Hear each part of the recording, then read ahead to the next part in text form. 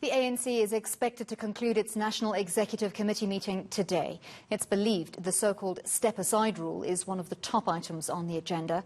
The governing party is deeply divided along factional lines. Political analyst Sanusha Naidu joins us to discuss the political dynamics of the meeting and the likely outcomes. Sanusha, anything we discuss now is just speculative. And the first time we hear what really happened behind closed doors, we'll be hearing from a specific person. I was speaking to Aviwe Mtila a little bit earlier, who said that who we hear from is going to be just as significant as what we hear, because usually the SG Ace Mahashule would be speaking to us, but because of the dynamics of what is being discussed and the step-aside rule, that might not be the case after this NEC. What are your thoughts?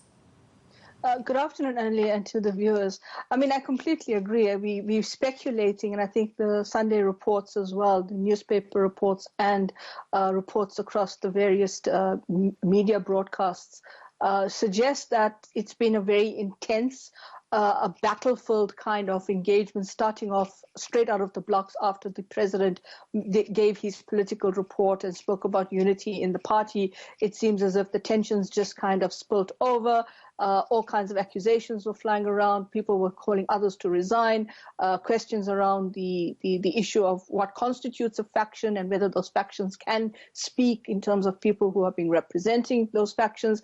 It seemed to just be quite an intense battlefield kind of discussion. And I think you're quite right, as well as your reporter, that whoever actually leads this press briefing and provides the press briefing of the outcome of the meeting is going to be critical. We do know that in the past, the president, Ramaphosa, has always taken on that lead. It's been a precedent that he set, particularly after there were speculations that the SG kind of uses a bit more, is a bit more liberal with how he presents things and doesn't really touch on the nitty-gritty or what were the key dynamics. So I think this is going to be critical, also having that cloud over his head in terms of the fact that he's at the center of some of these discussions with regard to the step-aside rule. And of course, he has court appearances coming up with regard to the charges that are instituted against him with regard to the asbestos case and so forth. So I think at the end of the day, it's going to be important, but it's also going to be important because we've seen in the past, Annalie, where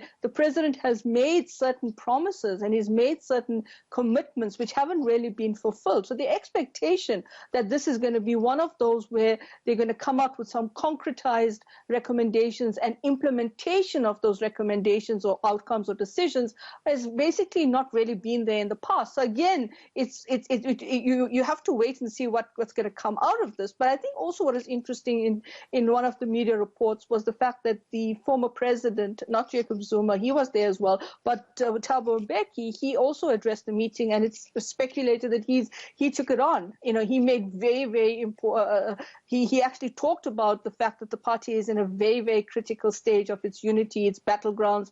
And I think there's an interesting quote in one of the Sunday newspapers where he actually talks about, the fact that we kind of sat back on our laurels after 1994 and we never anticipate that these things would happen. So I think it's quite an interesting dynamic right now in terms of that.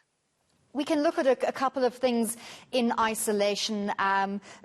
Delving into the CR17 funds, that's been problematic. Calls for the public protector, Busisiwe Mkhwebane, to step down, the step-aside rule, the fact that President Cyril Ramaphosa is set to testify at the State Capture Commission in the coming week. Those issues in isolation might not give us a very clear picture of what's going on at the moment, but when you put them together, are we looking at the perfect climate for an intense leadership battle? Is that what these factional spats are ultimately leading to?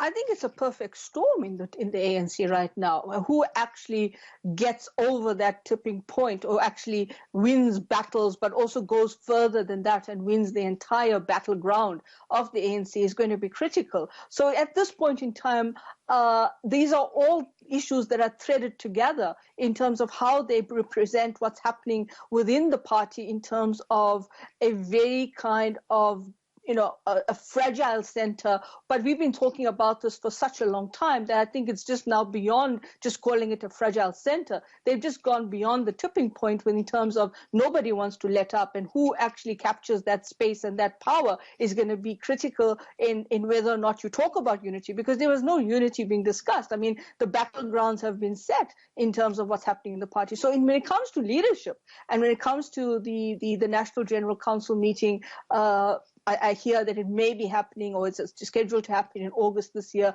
It all sets the tone and the kind of leadership issues that will face the party. But it's always been, this issue of contestation of power and leadership in the party in the run-up to an elective conference.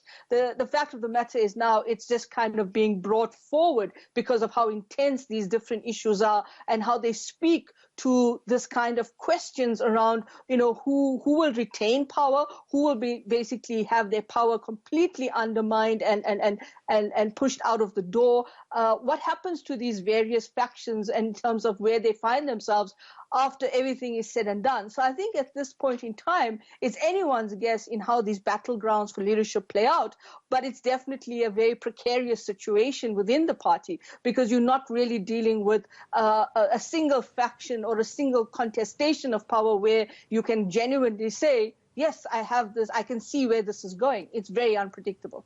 Well, thank you very much. That was political analyst Sanusha Naidu. The press briefing following the wrapping up of that NEC meeting is expected to happen today. When it happens, it'll happen right here on ENCA.